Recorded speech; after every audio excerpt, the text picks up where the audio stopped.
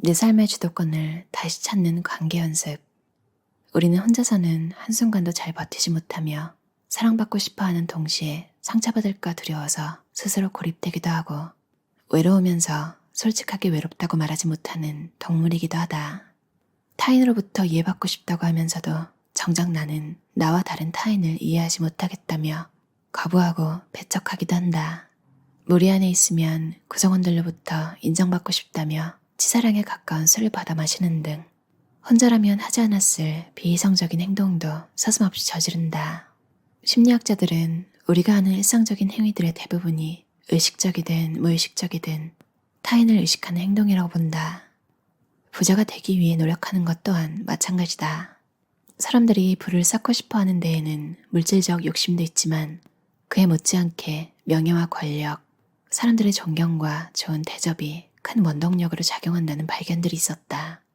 일례로 돈 하나면 사랑과 존경같이 눈에 보이지 않는 것들까지 전부 살 수 있다는 물질주의가 팽배한 사회일수록 사람들이 돈을 삶에서 중요한 것 1위로 꼽으며 크게 집착하는 현상이 나타나기도 한다. 상상하기 어렵지만 부를 많이 쌓을수록 사람들의 무시와 천대가 늘어난다고 해보자. 과연 우리가 지금처럼 부를 쌓으려고 했을까? 이는 천재적인 재능의 경우에도 마찬가지다. 만약 글자를 좌우로 뒤집어 쓰는데 천재적인 재능이 있다고 하자. 글자를 뒤집어 쓰는 방법을 사람들에게 전수하기 위해 책도 3권이나 집필했다. 이는 분명 독보적이고 뛰어난 재능이다. 하지만 책은 한 권도 팔리지 않고 아무도 그 재능에 관심을 갖지 않는다. 그렇다면 당신은 자신의 재능에 만족할 수 있을까? 역시 쉽지 않을 것이다. 더 냉혹하게 말하면 아무도 알아주지 않는 재능은 재능이라고 불리지 못할 가능성이 크다. 재능은 사람들이 인정하고 필요로 하는 것이어야만 비로소 그 진가를 발휘한다.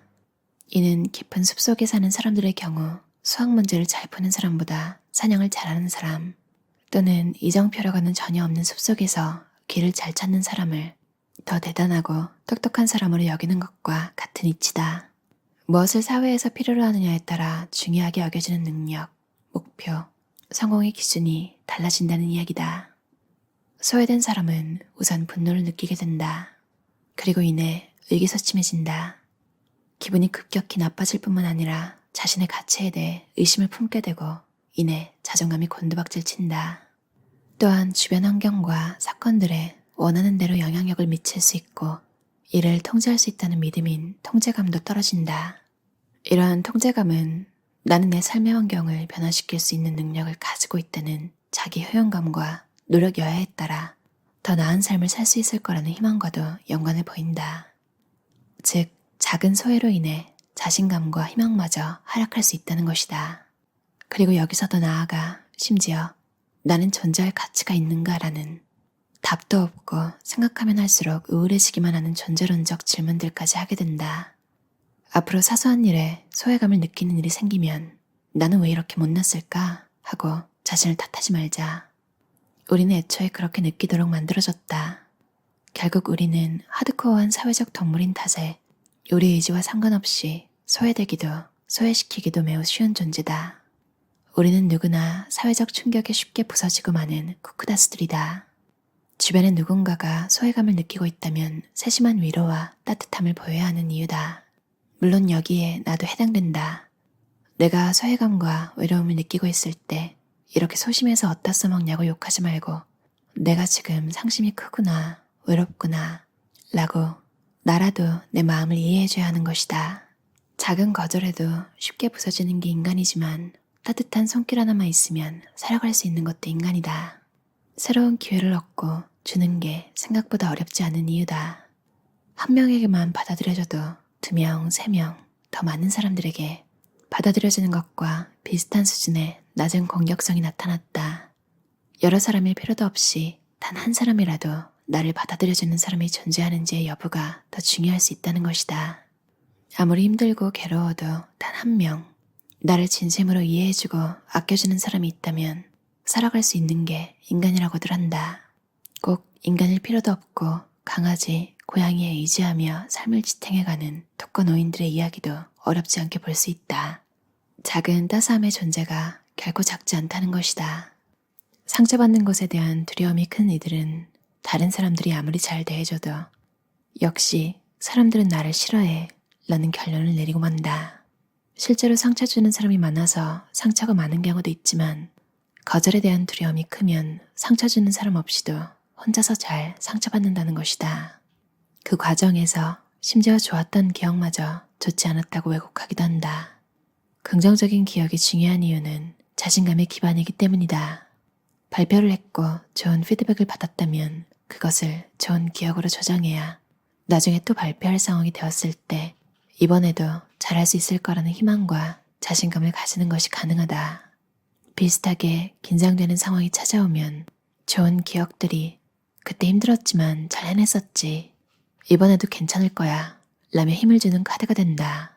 하지만 기억을 왜곡하면 발표를 수백 번 잘해도 이런 자신감이 형성되지 않는다. 근거를 기반으로 한 탄탄한 자신감을 쌓지 못하는 것이다. 인간관계도 마찬가지다.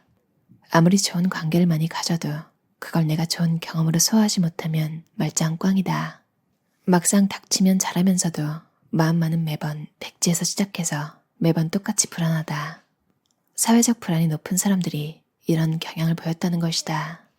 따라서 관계적 신호를 부정적으로 해석하지 않는 것도 중요하지만 즐거웠던 경험을 즐거운 기억으로 오래 저장하는 것도 중요하다. 나의 경우 모임을 피하고 싶을 때면 그 모임에서 즐거웠던 일들을 떠올려 보거나 일단 만나고 나면 내가 예상하는 것보다는 훨씬 더 즐거울 거라고 생각해 보곤 한다. 또 누군가와 마음이 통하는 즐거움을 느낀다면 아 정말 즐겁다 꼭 그 순간을 길게 음미해 보기도 한다. 자신감이 떨어지는 날에는 좋았던 기억을 가급적 구체적으로 소환하려 하는 편이다. 불안은 기본적으로 불확실성 때문에 찾아온다. 두루뭉술하게 다 잘 될 거라고 생각하는 것으로는 불안이 줄어들지 않는다. 비슷한 어려움이 있었을 때 이렇게 저렇게 했더니 괜찮았고 고로 이번에도 괜찮을 것이라고 마음속에 어떤 근거를 기반으로 한 확신을 가질 때 비로소 불안이 줄어든다. 사회적 불안도 마찬가지다. 지난번에 좋은 시간을 보냈으니까 이번에도 괜찮을 거라고 구체적으로 생각할 수 있어야 줄어든다. 좋은 경험을 좋은 걸로 받아들이지 못하면 그 효과가 나타나지 않듯 호감도 마찬가지다. 내가 타인의 관심과 사랑으로 받아들이지 못하면 그 효과가 나타나지 않기도 한다. 일례로 자신을 신경 써주고 소중하게 여겨주는 사람이 존재할 것이라고 믿기만 해도 실제로 그런 사람이 존재하는 것처럼 위로를 받고 힘이 나는 효과가 나타난다. 반면 실제 도움이 존재하지만 나를 진심으로 아껴주는 사람이 있을 리 없다거나 다른 꿍꿍이가 있을 거라는 등 사랑의 존재를 스스로 믿지 않으면 효과는 잘 나타나지 않는다. 사랑과 지지는 전달하는 사람의 일방통행이 아니라 받는 사람의 잘 받아들임과 함께 완성된다. 사랑을 입안에 들이부어도 내가 삼키지 않으면 무소용인 것이다. 사랑의 존재 유무 못지않게 사랑을 제대로 받을 줄 아는 능력도 좋은 관계의 비결이라는 점을 명심하자. 거절에 대한 두려움이 높은 사람들은 이미 존재하는 사랑을 받아들이는 것에도 서툴러서 자신을 향한 친구들의 관심과 애정을 과소평가하는 경향을 보이기도 한다. 이들은 내 친구들은 나를 10점 중 6점 정도 좋아한다고 생각할 때 실제로 조사해보면 친구들은 그를 7에서 8점 정도 좋아한다는 발견이 있었다. 어쩌면 내 주변 사람들은 내가 생각하는 것보다 더 나를 소중히 여기고 있을 수 있다. 내가 사랑을 받지 못하고 있는 게 아니라 단지 내가 눈을 감고 있을 뿐일 가능성이 높다는 이야기다. 상처받는 걸 적당히 두려워해야 사랑을 사랑으로 받아들일 수 있다. 우리는 다 내적 쿠쿠다스들이지만 그래도 부서질 걸 적당히 두려워할 수 있는 능력이 중요하다는 것이다. 그만 의심하고 좋으면 좋다고 받아들이자. 차라리 도끼병에 걸려 이 사람도 저 사람도 나를 좋아하나 보다고 생각하는 게 정신 건강에 이로울 것도 같다. 한편 물리적으로 진짜 좋은 사람들이 곁에 있는지 여부뿐 아니라 내 안의 두려움도 나의 사회성에 큰 영향력을 발휘한다는 사실은 위로가 된다. 존재하지 않는 친구를 뿅하고 만들어내는 것은 어렵지만 내 안의 불안을 바라보고 어루만지는 것은 가능하니까. 연인 사이의 경우에도 거절에 대한 민감성이 높은 연인들은 파트너의 작은 행동, 예컨대 단순히 피곤해서 멍하니 있었을 뿐인데 더 이상 나에게 관심이 없고 마음이 변했다는 뜻이라며 호들갑을 떤다. 확대 해석뿐이면 괜찮겠지만 안타깝게도 파트너를 의심하고 질투하는 편이기도 하다. 사랑받을 수 있을 거라는 믿음, 또 파트너에 대한 신뢰가 낮기 때문이다. 이들은 파트너가 누구를 만나서 무엇을 하는지 감시하는 경향을 보이기도 했다. 그러면서 파트너를 무시하거나 상처 주는 말을 쉽게 하고 다른 사람들 앞에서 파트너를 구박하는 행동을 보이기도 한다. 이런 이유로 남성과 여성 모두 거절 민감성이 높은 사람들은 그렇지 않은 사람들에 비해 자신도 파트너도 관계 만족도가 낮은 편이다. 파트너 역시 상대가 자신과의 관계를 신뢰하지 않는다는 사실을 알기 때문에 상처를 많이 받는 편이다. 이러한 현상은 자존감이 높든 낮든 외향적이든 아니든 상관없이 나타났다. 당신이 타고난 사회성이 어떻든 거절에 대한 두려움이 지나치면 인간관계가 심히 피곤해질 수 있다는 것이다. 박진영 저자의 여전히 휘둘리는 당신에게 란 책이었어요. 내 삶의 주도권을 다시 찾는 관계 연습. 읽으면서 참 많은 부분에서 뜨끔했어요.